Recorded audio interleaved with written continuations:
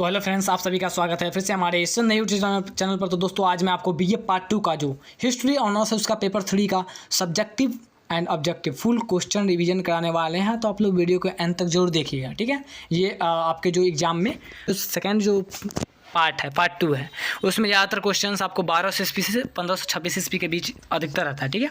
इसमें मध्यकालीन इतिहास के बारे में आपको क्वेश्चन रहेगा, ठीक है। जिसमें से हम यहाँ पर फर्स्ट क्वेश्चन यहाँ पर दिया हुआ है, मध्यकालीन इतिहास 1206 से 1526 को जानने के साधनों का वर्णन करें, ठीक है। मध्यकालीन इतिहास जो है ना 1206 से 1526 को जानने का इतिहास का वर्णन, इसका बारे में वर्णन करना है। और नेक्स्ट में सेम वही दिया है, और मध्यकालीन भारतीय इतिहास के विभिन्न साहित्यिक एवं पुरातात्विक साधनों के महत्व की विवेचना करिए। अब देखिए सबसे पहले आपको मध्यकालीन के बारे में इसको पढ़ना है। यहाँ पर देखिए दिया हुआ है आंसर।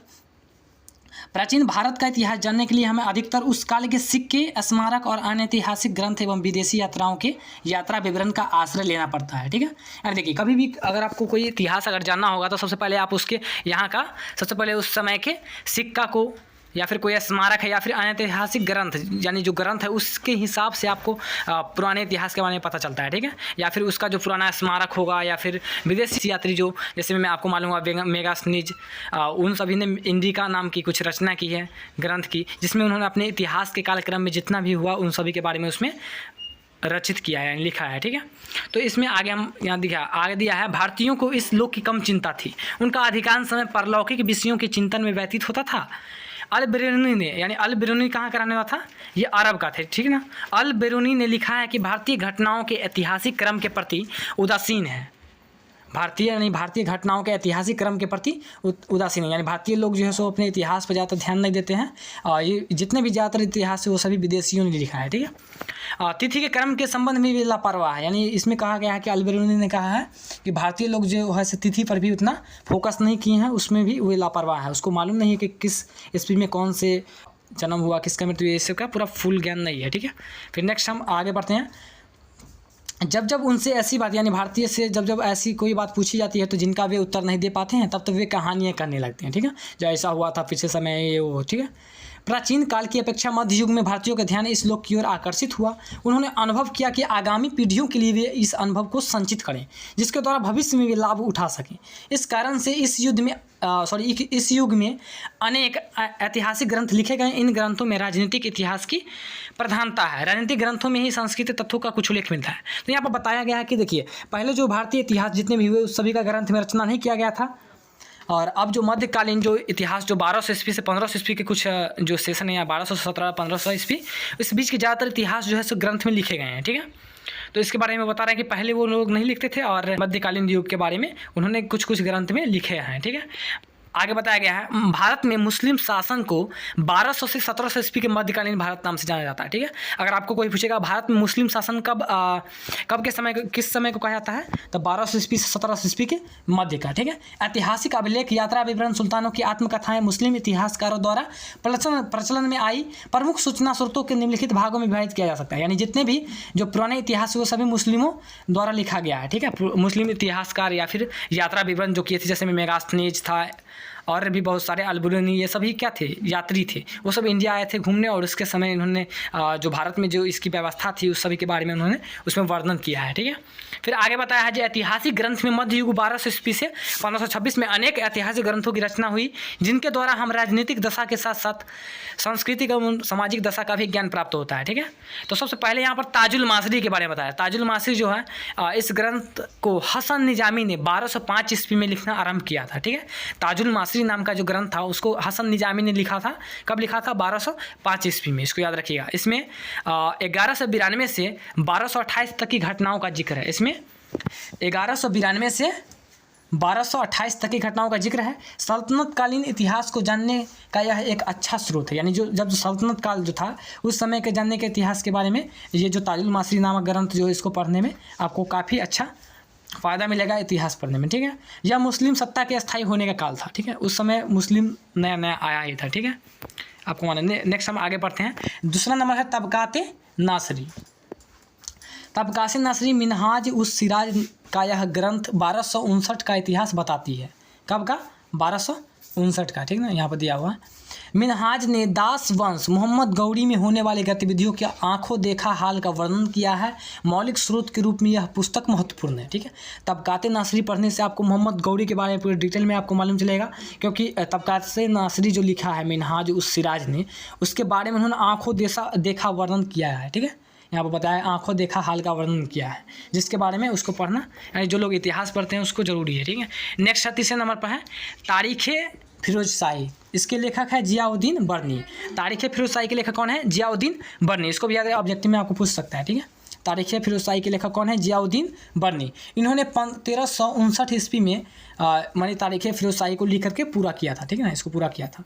इसमें खिलजी एवं तुगलक शासकों की गतिविधियों का प्रामाणिक वर्णन है, यानी जो खिलजी वंश था और कौन था तुगलक वंश, उस सभी के बारे में पूरा प्रामाणिक वर्णन दिया हुआ है। लेखक के इस काल के संतों, दार्शनिक, इतिहासकारों एवं कवियों, चिकित्सकों एवं ज्योतिषियों का भी विशद वर्णन किया है। ठीक है, यानी जितने भी उस समय के दार्शनिक, इतिहासकार, कवि, चिकित्सा, ज्योतिष, ये सभी का उन्होंने उसमें वर्णन किया है। ठीक है, 14वीं शताब्दी का सामाजिक आर्थिक दशा का अच्छा ज्ञान प्राप्त होता है उसमें। ठीक है, तो इसके बारे में आपको मैंने डिटेल में यहाँ पर बताया है। फिर आगे नेक्स्ट और बताने वाले हैं, तो अपने वीडियो का अंत तक जरूर देखिएगा। ठीक है, फिर नेक्स्ट में दिया यहाँ पर देखिए प्रोबेबल क्वेश्चन विथ आंसर, यानी आपके जो अभी जो एग्जाम होने वाले हैं आपको जो सेकंड पार्ट का, उसका पेपर नंबर 3, उसमें ज़्यादा प्रोबेबल यानी जो आने वाला क्वेश्चन है उसके बारे में विथ आंसर के साथ आपको दिया हुआ है। ठीक है, तो इस वीडियो का अंत तक जो देखिए। यहाँ पर फर्स्ट क्वेश्चन क्यों पढ़ते हैं? फर्स्ट क्वेश्चन मैंने अभी आपको पढ़ के सुना मध्यकालीन इतिहास के बारे में। अब सेकंड में पढ़ते हैं तुर्कों के उदय, यानी तुर्क का उदय कब हुआ, अरब आक्रमण कब हुआ। ठीक है, तुर्क का उदय कब हुआ, अरब आक्रमण कब हुआ, उनकी शासन व्यवस्था तथा सफलता का असफलता का कारण पर भी प्रकाश डालना है। ठीक है, तो इसके बारे में आपको डिटेल में यहाँ पर मैं ऑब्जेक्टिव को यहाँ पर टेलीग्राम में प्रोवाइड कर दूंगा, आप वहाँ से उसको देख करके उसको पढ़ सकते हैं। ठीक है, फिर नेक्स्ट क्वेश्चन है तुर्कों के आक्रमण के समय भारत का राजनीतिक स्थिति का वर्णन कीजिए, यानी तुर्किश जो आया था उस समय भारत में जो राजनीतिक स्थिति का कैसा वर्णन था, कैसे आक्रमण किया, उस सभी के बारे में आपका 3 नंबर क्वेश्चन है, देख लीजिएगा। ठीक है, फिर नेक्स्ट है भारत में तुर्कों की सफलता का कारणों का वर्णन करें, विवेचन करिए। ठीक है, भारत में जो तुर्किश आया था वो सब सफलता कैसे प्राप्त किया। अरे तुर्किश में कौन था? तो ये सबसे पहले जो आया था मोहम्मद गौरी। ठीक है, तो ये सब तुर्किश था। मोहम्मद गौरी जो इंडिया जो आया था तो उस समय उसके जो गुलाम थे कुतुबुद्दीन ऐबक। ठीक है, कुतुबुद्दीन ऐबक थे और उन्होंने ज़्यादातर इसमें देखिए। अब नेक्स्ट क्वेश्चन में दिया तुर्किश ज़्यादातर कुतुबुद्दीन ऐबक ने कुछ 4 साल अपना राजा रहा, वहाँ सम्राट रहा।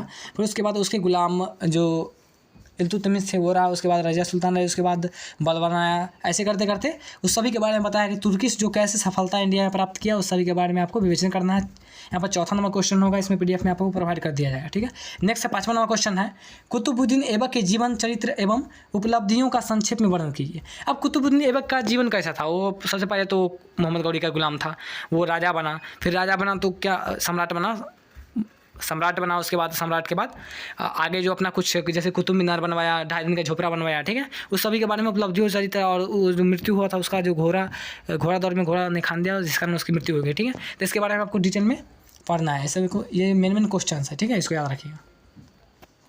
फिर नेक्स्ट है सल्तनत कालीन उद्योग तथा शिल्प पर एक निबंध लिखे।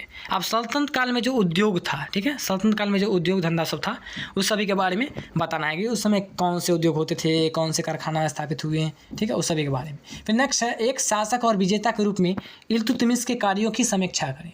ठीक है, फिर क्या आप समझते हैं कि भारत में गुलाम वंश का वास्तविक संस्थापक वही था? जी हाँ, क्योंकि देखिए वास्तविक संस्थापक किसको कहा जाता है?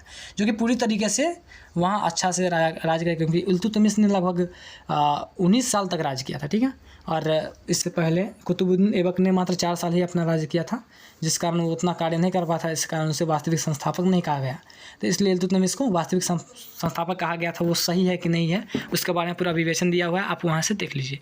नेक्स्ट है 8वां क्वेश्चन है शासिका के रूप में सुल्ताना रजिया का मूल्यांकन दीजिए, उसकी असफलता के कारण थे। आपको यहाँ मालूम होगा कि शासिका जो रजिया सुल्तान बनी थी तो वो अपने जीवन चक्र में बहुत ही अच्छा काम की थी, लेकिन जो लोग थे वो लड़की समझकर उसे चाहते थे कि वो राज नहीं करें। ठीक है, लड़की कैसे देश को संभालेगी, जिस कारण उसकी असफलता हुई। ठीक है, नहीं तो अगर लोग सपोर्ट करते तो उसकी सफलता जरूर होती। ठीक है, फिर नेक्स्ट में हम आगे की ओर बढ़ते हैं।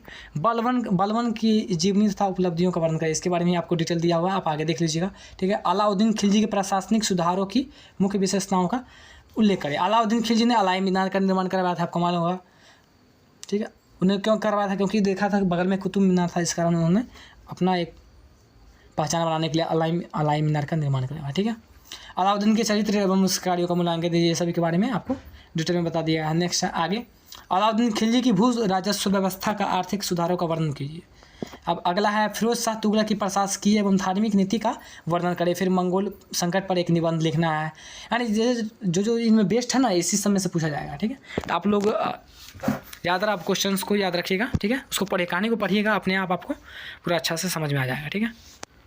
तो यहीं पर हम वीडियो को एंड करते हैं, और नेक्स्ट जो पेपर 4 को हम जल्दी लाने वाले हैं, तो आप लोग वीडियो चैनल पर बने रहिएगा, और चैनल पर नए हो तो चैनल को सब्सक्राइब जरूर करिएगा, ठीक है। मिलते हैं नए वीडियो में नए टॉपिक के साथ, तब तक के लिए धन्यवाद। जय हिंद, जय भारत।